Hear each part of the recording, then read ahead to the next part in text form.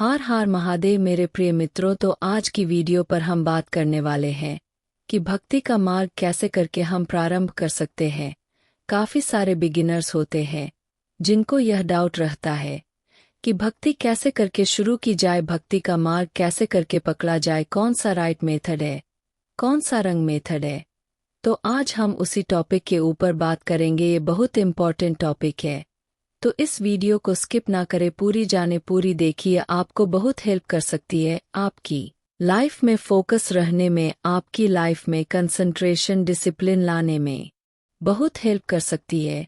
तो आइए जानते हैं कि बिगिनर्स कैसे कर सकते हैं और जो ऑलरेडी कर रहे हैं इस मार्ग को, जो चुन चुके हैं, वह कैसे करके एडवांस लेवल पर जा सकते हैं, वह कैसे करके अपने आराध्य की, अपने इष्टदेव की भक्ति और अच्छे से कर सकते हैं।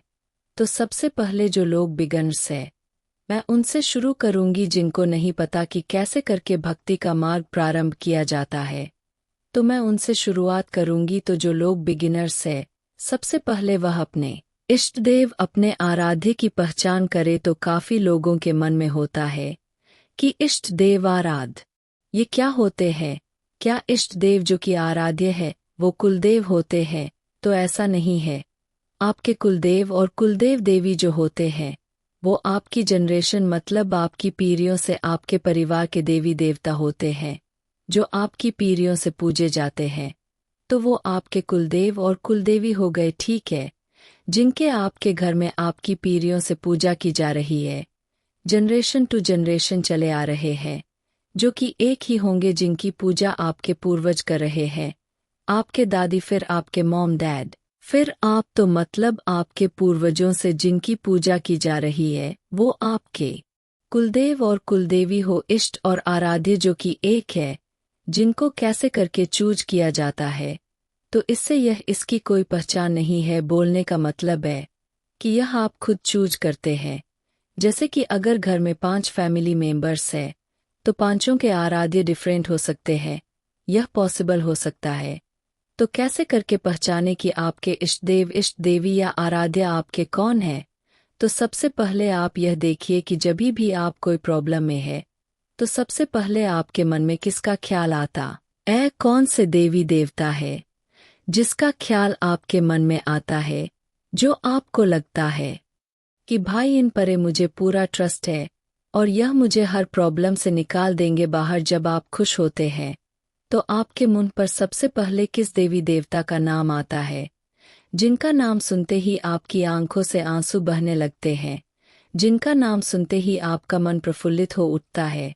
जो देवी देवता का नाम आपके मन में इस पूरे जो मैंने ने आपको चीज़ें बताई है इसके पूरे उसमें आता हो, आपका, आपकी आंखों से जिनका नाम लेते ही आंसू बहने लगते हो, आपका मन प्रफुल्लित हो उठता हो, जिनका नाम सुनते ही हर प्रॉब्लम में आप जिनको अपने समीप पाते हो, वही आपके आराध्य है, वही आपके इष्टदेव, आपकी इष्ट देवी है, ठीक है। इसको चूज करने के बाद जब आपने अपने आराध्य चूज कर लिए, ठीक है, अब आप उनका पूजन कीजिए। अब आपको पता चल चुका है, मैंने आपको बता दिया कैसे करके आप अपने आराध्य को चूज कीजिए। अब आप उनका पूजन करना शुरू करें। जैसे कि मेरे आराध्य, अगर मैं अपनी बात करो तो मेरे आराध्य जो है वो भगवान शिव है। भगवान शिव जो है, अब मैं कैसे करके उनका पूजन करती हूँ। अगर आप लोगों के भी भगवान शिव है तो यह आपके लिए बहुत हेल्पफुल होने वाली है वीडियो। अगर भगवान शिव नहीं है, कोई और देवी देवता है, तो भी बहुत ज़्यादा हेल्पफुल होने वाली है, क्योंकि भक्ति का रास्ता तो एक ही होता है, चाहे वो किसी भी प्रभु के पास लेकर जाए आपको है ना। तो जैसे मैं बात कर रही हूँ अपने बारे में कि मेरे इष्टदेव, मेरे आराध्य जो है वह भगवान शिव है। अब मुझे, जब मैं उनकी बात करती हूँ तो मेरे मुख से शब्द कम पड़ने लगते हैं, क्योंकि मेरे को, मेरे मन में जो उनके लिए प्रेम है, मेरे मन में, मेरे हृदय में जो अपने आराध्य के लिए प्रेम भाव है, भक्ति भाव है, उसकी कोई लिमिट नहीं है। वो इन सब बंधन से भक्ति आप किसी भी भगवान की करें, भक्ति और श्रद्धा आपकी सच्ची होनी चाहिए, सेल्फलेस होना चाहिए आपका लव, तभी जाकर प्रभु की प्राप्ति आपको हो सकती है। जब तक आप सेल्फलेस लव नहीं करेंगे प्रभु की प्राप्ति आपको नहीं हो पाएगी। तो सेल्फलेस रहना सीखिए। अगर आप प्रभु से प्यार कर रहे हैं तो प्रभु भी आपसे प्यार करेंगे और जरूर करेंगे। आप कैसे करके करिए उनकी पूजा। अब हम यह जानेंगे तो आपने अपने देव और अपनी इष्ट देवी को चूज कर लिया, अपने आराध्य को चूज कर लिया, जैसे कि मैंने कर लिया। अब कलयुग में क्या है, नाम जप का अधिक महत्व है, तो आप नाम जप जरूर करिए। मैं तो पंचाक्षर मंत्र का जाप करती हूँ और हर किसी को करना चाहिए, क्योंकि पंचाक्षर मंत्र से क्या होता है, बॉडी में 5 तत्व, आपका बॉडी जो है वह 5 तत्वों से मिलकर बनता है और पंचाक्षर मंत्र भी यही है, 5 अक्षरों से मिलकर बना है। नमः शिवाय, नमः शिवाय का मतलब क्या होता है, निसिम से, शी से, व से और या से। इसका मतलब क्या है, इसका मतलब है आपका वायु, पृथ्वी, जल, अग्नि और आकाश, यह आपका नमः शिवाय है, जो कि हमारी बॉडी है, वह भी 5 तत्वों से मिलकर बनी है और 5 तत्वों में ही विलीन हो जानी है। तो इसीलिए नमः शिवाय का जाप किया जाता है, क्योंकि यह आपकी बॉडी के 5 तत्वों को बैलेंस करने में हेल्प करता है। तो आप इसकी भी उपासना कर सकते हैं, आप इस नाम का जप कर सकते हैं। इससे आपकी बॉडी में 5 तत्व जो है वह बैलेंस आउट होने आपके शुरू हो जाएंगे। यह तो रही आपकी पहली बेनिफिट, नमः शिवाय का जाप करने से। अब मैं दूसरे बेनिफिट की ओर ले चलती हूँ आपको। दूसरा बेनिफिट क्या है, भगवान शिव जो है उनको सबसे बड़ा साधक माना गया है।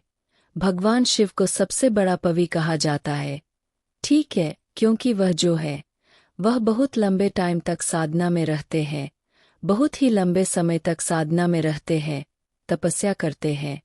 बहुत लंबे समय तक आप देखेंगे, कभी कभी तो 1 वर्ष की, 2 वर्ष की, लंबे लंबे टाइम की समाधि लेकर बैठे हुए हैं। तो जब आप नमः शिवाय का जाप करते तो भगवान शिव आपको हेल्प करते हैं फोकस रहने में, ठीक है, आप फोकस रह पाते हैं। कभी बहुत सारे लोगों को डिप्रेशन होता है, एंजाइटी होती है, तो वो मेडिटेट कर सकते हैं, वो नमः शिवाय का जाप कर सकते हैं।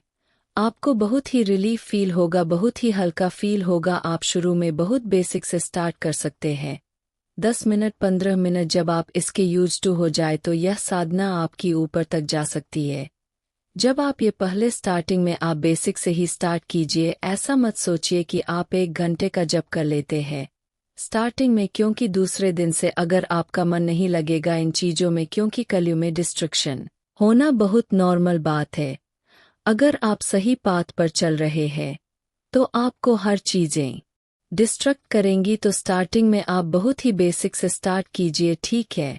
मैं आपको यह सजेस्ट करूंगी कि आप 1 मिनट या 2 मिनट से आप स्टार्ट करिए नाम जप करना। जब आपका इंटरेस्ट इसमें डेवलप होना शुरू हो जाए तो फिर धीरे धीरे करके आप ऊपर की स्तर की ओर बढ़ सकते हैं, ठीक। तो नाम जप आपको काफ़ी चीज़ों में भी हेल्प करता है।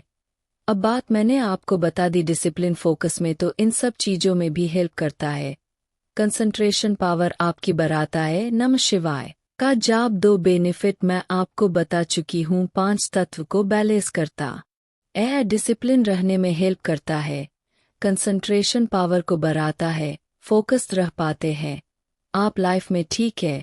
अब बात करते हैं स्पिरिचुअलिटी की। अगर आप नमः शिवाय का जाप कर रहे हैं तो इट मीन्स आप स्पिरिचुअलिटी की ओर बढ़ चुके हैं, क्योंकि अगर आपका मन लगने लगा है ना नाम जप में, तो आप यह समझ लीजिए कि अब आपने वो पाथ चूज कर लिया, जिन्हें भी आपको चूज कर लिया इस चीज़ के लिए, इसीलिए आपका मन लग रहा है। क्योंकि कलयुग में नाम जप में मन लगना बहुत नॉर्मल बात नहीं है। यहाँ पे आप नाम जप कर रहे, क्योंकि 95% लोग ऐसे हैं जो इस चीज को बिल्कुल 5 मिनट के लिए पूजा करते हैं और सोचते हैं कि हमारी पूजा हो गई है। नहीं, ऐसा नहीं होता। आप चाहे वो 5 मिनट के लिए पूजा कर रहे, लेकिन आप किस भाव से पूजा कर रहे हैं वो इम्पोर्टेंट है, वो इम्पोर्टेंस रखता है, आपका भाव इम्पोर्टेंस रखता है। अगर आप 1 सेकंड के लिए भी पूजा कर रहे, लेकिन अगर आपका भाव सच्चा है ना, तो वो 1 सेकंड भी वो 5 मिनट के बराबर है। तो भाव सबसे ज़्यादा इम्पोर्टेंट है। आप किस भाव से पूजा कर रहे हैं, प्रभु के लिए किस भाव से समर्पित है, ठीक है। शिव भगवान जो है, प्रभु जो शिव है, वो सेफ साइड के लिए इसलिए भी कहा जाता है, उनको मृत्युलोक का देवता इसलिए भी कहा जाता है, क्योंकि हमारी बॉडी देखो पंच तत्व से मैं आपको ऑलरेडी बता चुकी हूँ पंच तत्वों से मिलकर बनी है और पंच तत्व में ही विलीन हो जाना है। हमने तो भगवान शिव जो है वो खुद पांचों तत्वों के देव कहा जाता है। उनको जैसे मैंने आपको ओम नमः शिवाय बताया, नमः शिवाय का आपको मैंने अर्थ बताया, तो आप इससे रिलेट कर सकते हैं। इसीलिए वह मृत्युलोक के देवता है। दूसरा रीजन यह है, मृत्युलोक में हर कैटेगरी के लोग आपको मिलेंगे, हर कैटेगरी के लोग बिलोंग करते हैं। यहाँ पर हर कोई बहुत सारी चीजें देता है, कोई नहीं दे पाता है, अपनी अपनी क्षमता के अनुसार करता है चीजें, और भगवान शिव हर चीज को एक्सेप्ट करते हैं। वो खुले आर्म्स रखते हैं हर अपने भक्त के लिए कि आप आइए, आप उनको कुछ भी चराए। मैं आपको एक छोटा सा एग्जाम्पल देती हूँ। मैंने देखा आजकल सावन का सोमवार चल रहे हैं, मैं मंदिर जाती हूँ, वैसे भी जाती हूँ, लेकिन सोमवार में हर इंसान भीड़ बहुत ज्यादा रहती है और भगवान शिव को सारे के सारे लोग प्रसन्न करने की कोशिश करते हैं। तो मैंने देखा कि मंदिर में शिवलिंग में कुछ लोग ने आलू चराए हैं, कुछ लोगों ने कुछ और सब्जियां चराई है। तो आप इससे लगा सकते हैं कि भगवान शिव को लोग अपनी अपनी क्षमता के अनुसार क्या क्या चीजें चरा रहे हैं। तो इसमें कोई रिस्ट्रिक्शंस नहीं है कि आपको भांग या धतूरा या सिर्फ दूध दही ये सब चीज ही चरानी है। नहीं, आपके पास जो भी चीज है आप उस चीजों से ही भगवान शिव की पूजा कर सकते हैं। देखिए, जिसके पास आलू है वो आलू चरा रहा है।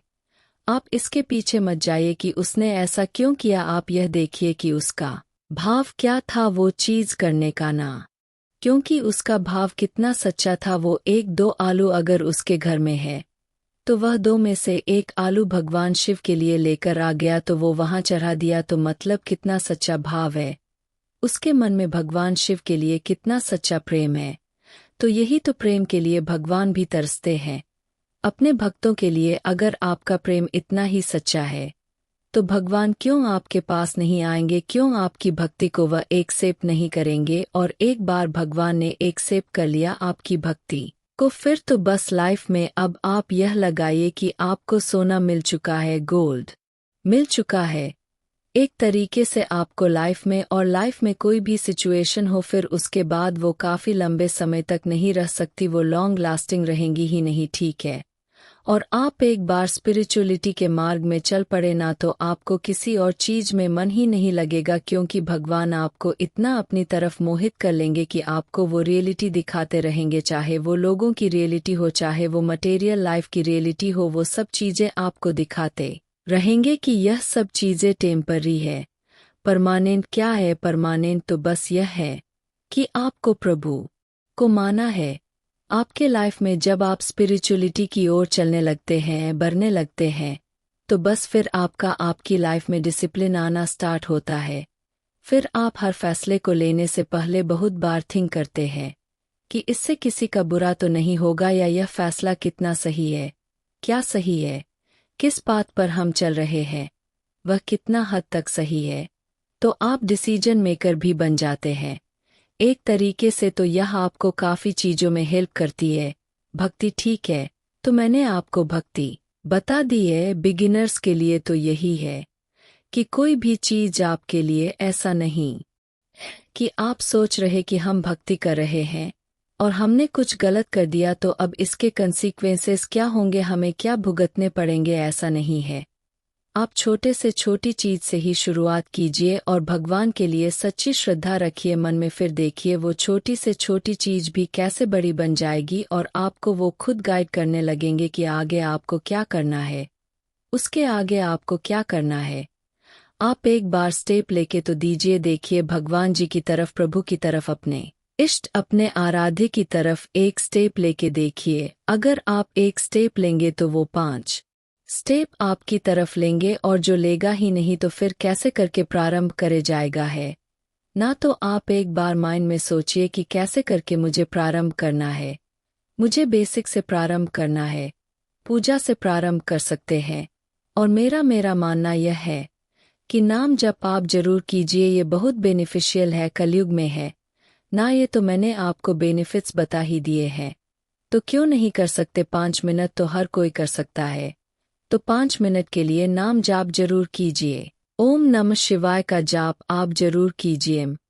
एक बार फिर कह रही हूँ, और बेनिफिट्स मैं आपको इसके बता चुकी हूँ, तो इतना बेनिफिट होने के बावजूद भी आजकल लोग नहीं दे पा रहे हैं टाइम इसको। तो यह तो सबसे बड़ी चीज, यह मतलब गलत चीज जो है यह हमारे लिए ही है कि हम नहीं दे पा रहे हैं इस चीज को टाइम। तो हमें अपने से यह वादा करना है कि हर एक दिन में 5 मिनट तो प्रभु के लिए निकाले ही निकाले। इससे क्या होगा, आपका इंटरेस्ट डेवलप होना शुरू होगा। आप एकदम से मत सोचिए कि हमें 100% सिर्फ ऊपर ही चले जाना। मैं एक दिन में 1 घंटा निकाल देता हूँ, फिर दूसरे दिन से मैं कर ही नहीं रही हूँ या कर ही नहीं रहा हूँ। तो आप एक दिन से शुरू कीजिए, वो 5 मिनट दीजिए। जब इंटरेस्ट डेवलप होना शुरू होगा तो अपने आप ही भक्ति का स्तर बढ़ता चले जाएगा, नाम जप का स्तर बढ़ता चले जाएगा, हर चीज इजी हो जाएगी। तो बिगिनर्स के लिए तो मैं यही बोलूँगी, आपका जैसा आपकी क्षमता है, जिस हिसाब से आप पूजा कर सकते हैं आप पूजा कीजिए। और आराध्य मैंने आपको बता दिया आप कैसे अपने आराध्य को चूज करें, और एक भगवान को चूज कर ले, अपने इष्ट अपने आराध्य को चूज कर ले, क्योंकि एक के माध्यम से आप सबकी पूजा कर लेते हैं। ठीक है, तो एक को चूज करना बहुत इम्पोर्टेंट है। तो सबसे पहले अपने आराध्य को चूज कीजिए, उसके बाद उनकी बेसिक फॉर्म से पूजा स्टार्ट कीजिए करनी। फिर देखिए वह आपको खुद ही हर चीज में गाइड करते चले जाएंगे। और जो लोग कर ही रहे हैं भक्ति, तो एडवांस लेवल की तरफ जाने के लिए हम पूजा तो हर ऐसे कुछ लोग हैं जो हम पूजा तो हर दिन कर रहे हैं। तो आप नाम जप जरूर कर सकते हैं। नाम जप से ज़्यादा बेनिफिशियल मुझे नहीं लगता कोई और चीज है। तो आप नाम जप जरूर कीजिए, क्योंकि उससे ही आपका % भक्ति कंप्लीट हो जाती है। और दूसरी बात है, नाम जप करने के साथ साथ मन में श्रद्धा सच्ची रखिए, सेल्फलेस रखिए, भगवान के प्रति अपना प्यार। तो बस फिर आपको और किसी चीज की जरूरत पड़ेगी ही नहीं। तो ऐसा ही कीजिए आप लोग। यह आज की वीडियो के लिए मुझे ऐसा लगता है कि मैंने इसमें सारे पॉइंट्स कवर कर लिए हैं। जो चीज़ छूट गई होगी आप मुझे कमेंट सेक्शन में बताइए, मैं उसके लिए दूसरी वीडियो बनाऊंगी। तब तक के लिए हर हर महादेव। भगवान शिव की असीम कृपा आप सभी लोगों के ऊपर बनी रहे चल रहे हैं। तो सावन की बहुत बहुत शुभकामनाएं आप लोगों को, आपके पूरे परिवार को। भगवान शिव आपके परिवार की रक्षा करे, आप लोगों की सारी मनोकामनाएं पूरी करे भगवान शिव। तब तक के लिए हर हर महादेव।